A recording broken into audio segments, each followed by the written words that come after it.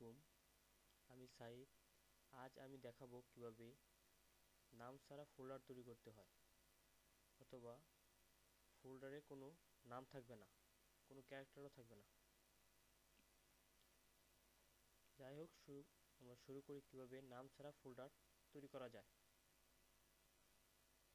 প্রথমে আমরা control shift চেপে এনে ক্লিক করি।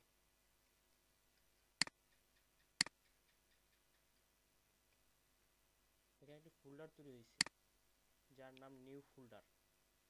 এই ফোল্ডারের উপরে সিলেক্ট করে আমরা F2 সিলেক্ট ক্লিক করি।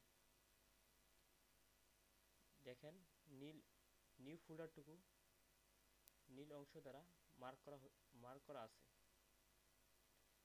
যেহেতু আমরা ফোল্ডারটি নাম ছাড়া করব বা ফোল্ডারটির কোনো নাম থাকবে না, সেহেতু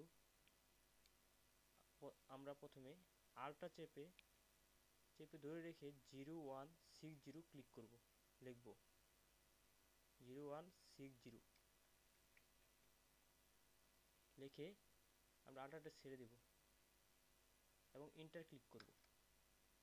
দেখেন বন্ধুরা, এই ফোল্ডারটি নাম ছাড়া হয়ে গেছে, যার কোনো নাম নাই। আমরা একাধিক ফোল্ডার তৈরি করতে পারি।